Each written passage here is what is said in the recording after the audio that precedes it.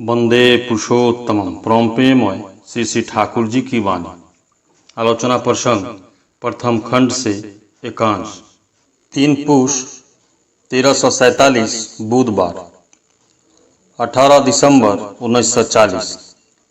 जाड़े का महीना है। आश्रम में जोरों से कामकाज चल रहा है। Press, Tapovan, chemical works, workshop, Anand Bazar, dispensary, philanthropy office, होशियारी, आर्ट स्टूडियो, सर्वत्र ही कर्मीगण कर्मरत है।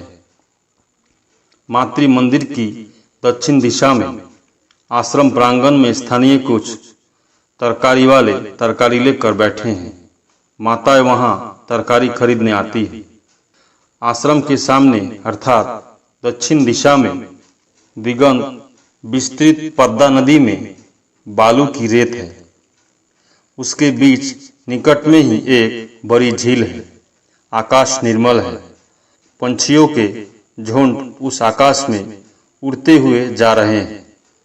उत्तर दिशा की बांसों के झुरमुंड के बीच में नाना तरह के पंछियां कलरव कर रहे हैं। धूप काफी उग चुकी है। श्री श्री ठाकुर मातृ मंदिर के निकट धूप की ओर पीठ करके एक बेंच पर बैठे हुए हैं एवं प्रसन्नचित्त से केष्टोदा से बातें करते हुए कह रहे हैं, प्रफुल्ल, बीरेन इत्यादि यदि तपोवन में सफल हो तो उन्हें कोई रोक नहीं सकता है। कुछ अच्छे लोग ही जुटे हैं। सफल होने का अर्थ यह नहीं है कि सिर्फ कुछ घरों के बच्चे को लेकर स्कूल करना। एक विश्वविद्यालय की स्थापना करनी होगी। तपोवन को ऐसा बनाना चाहिए कि भारत के ही नहीं बल्कि सारी दुनिया के लोग इसके नाम पर नत हो। केष्टोदा, शिक्षा की ऐसी प्रथा को सर्वत्र चालू करना होगा। सुलहनामा करने से काम नहीं होगा। श्री श्री ठाकुर, जरा भी सुलहनामा करनी नहीं है। केष्टोदा, यदि प्रफुल्ल, बीरेन ऐसे बने तभी तो होगा, पर उन लोगों के हाथ में दायित्व और क्षमता रहना चाहिए। श्री श्री ठाकुर, मैंने तो कहा है, किसी को हटाने से काम नहीं चलेगा। सभी को प्रतिपालन करना होगा और दायित्व और क्षमता की बात ही पहले क्यों, करते हुए धीरे धीरे स्वतः हाथ में आ जाता है। जो दायित्व लेना जानता है, जो बोझा वहन कर सकता है, उसके हाथ में आपसे आप क्षमता आ जाती है। डॉक्टर कालिदा ने आकर कहा, मेडिकल डाइजेस्ट में बात की एक अच्छी दवा की चर्चा है। श्री श्री ठाकुर, प्यारे को दिखाओ। नया जो कुछ पाओगे स्वयं भी नोट करके रखोगे। अच्छी तरह तैयार हो जाओ। यदि मेडिकल कॉलेज हो तो सभी विद्या काम में आ जाएगी। अतः श्री श्री ठाकुर आश्रम प्रांगण में पश्चिम की ओर घूमकर चौकी पर बैठे हुए हैं। केष्टोदा, हरिपद्दा, धीरेंदा, प्रफुल्ल आदि अनेक ही उपस्थित है। आज श्री श्री ठाकुर आनंदोन्मत्त होकर वार्तालाप कर रहे हैं। भक्तवृंद विभोर होकर उनके श्रीमुख श्री कथामृत पान कर रहे हैं। नेता कैसा होना चाहिए, इस विषय में चर्चा चली।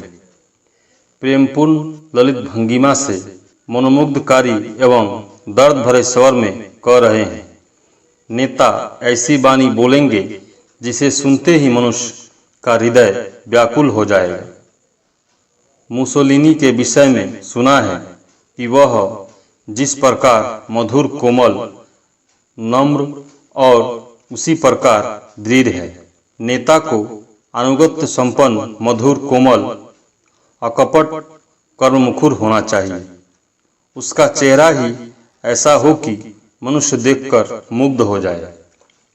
इसके बाद श्री श्री ठाकुर ने धीरेंदा के विषय में कहा, मैं यह सोच रहा हूँ कि उसे काका यहाँ से बुलाकर दूसरी जगह उसके खाने की व्यवस्था कर दूं, किंतु पुनः मैं सोचता हूँ कि उसके लिए वहाँ रहना ही अच्छा है। जहाँ हर क्षण बाधा है, कोई क्षमा नहीं है। यदि वह रहकर और मन मिजाज ठीक रखकर आदर्श को लेकर चल सकता है, तभी उसके जरिए वह बहुत कुछ आगे बढ़ जाएगा। सभी साधनाओं का यह है प्रकृत स्थान। कष्ट से गुजरे बिना कोई भी व्यक्ति बड़ा व्यक्ति नहीं बनता है। उन्नति का अर्थ ही है उन्नति, श्रेयनति। उसी भाव में सुकौशल नियंत्रण से अच्छी व्यवस्था बनाए रखकर हम बाधा को अतिक्रम करके श्रेय को भरपूर करने में जितना ही सफल होंगे, उतनी ही उन्नति लाभ करेंगे। जिसका आदर्शानुचलन है, वे दुख में उन्हें नियंत्रण कर अभिज्ञता के अधिकारी हो सकते हैं, बड़ा हो सकते हैं। जिनमें ऐसी क्षमता नहीं है, वे उसके दबाव में डूब जा सकते हैं। प्रफुल्ल, मनुष्य के लिए बर्दाश्त की भी एक सीमा है। श्री ठाकुर, मनुष्य श्रांति का स्तर को अतिक्रम करने पर जो कर सकता है, उसे देखकर ही मनुष्य अवाक हो जाते हैं, असाधारण सोचते हैं, किंतु उसके लिए वह स्वाभाविक हो जाता है। वृत्ति नियंत्रण के विषय में चर्चा चली। श्री ठाकुर ने इस विषय में अपने जीवन की अभिज्ञता से रसगुल्ला खाने के लोभ पर विजय प्राप्त करने 3 रात तक लगातार स्वप्न में परम सुंदरी का आकुल प्रेम निवेदन एवं अंत में माँ का आविर्भाव और उनके उपदेशानुसार नाम करने के फलस्वरूप प्रलोभन से मुक्ति पाने का वृत्तांत संक्षिप्त में उल्लेख करते हुए कहा, मैंने संकेत पाया, देखा रास्ता सहज है, पर झोंक चढ़ बैठे तो उस समय उसी वेग से दूसरी जगह हितकर भाव से व्यापृत हो जाने पर वह बात याद नहीं रहती है। आपसे आप नशा कट जाता है। तत्पश्चात लोगों के साथ कैसा व्यवहार करना चाहिए, इस विषय में चर्चा चली। श्री ठाकुर, अपने व्यक्ति की तरह मनुष्य प्राणस्पर्शी व्यवहार पाना चाहता है। यदि तुम्हारा व्यवहार बाहर से रूखा भी हो, फिर भी उसमें प्राणस्पर्शी गुण रहे तो मनुष्य उसे पसंद करेगा ही, नापसंद करने की बात ही नहीं रहेगी। जब मैं डॉक्टरी करता था, एक बार मैंने किसी मुसलमान का इलाज किया। उसकी बीमारी जब कुछ कम गई तो दवा लेने के लिए वह घर से मेरे पास नहीं आया। मैं दिन रात उसके लिए चिंतित रहा। दिल में बेचैनी होने लगी कि न जाने उसे क्या होगा, कैसी उसकी हालत है। 3 दिनों के बाद जब वह मेरे यहाँ दवा लेने आया तो मैंने उसे खूब फटकारा। मेरी फटकार सुनने के बाद वह बोला, बाबू, आपने मुझे इतनी गालियां दी हैं, यदि आपकी जगह कोई दूसरा व्यक्ति रहता तो मैं उसे जिंदा नहीं छोड़ता, किंतु आपकी बातें मुझे इतनी मधुर लग रही है कि मेरी ऐसी इच्छा हो रही है कि आप और गालियां दें और मैं सुनूं। मैंने उस समय सोचा, भगवान ने मुझे गाली देना भी सिखाया है। उसके बाद किसी को मैं तीखी बातें नहीं कर सकता हूँ। भूत की तरह मुझे यह भय लगा हुआ है कि यदि किसी को कुछ कहूँ और वह मर जाए तो मेरे लिए दुख की सीमा ही नहीं रहेगी।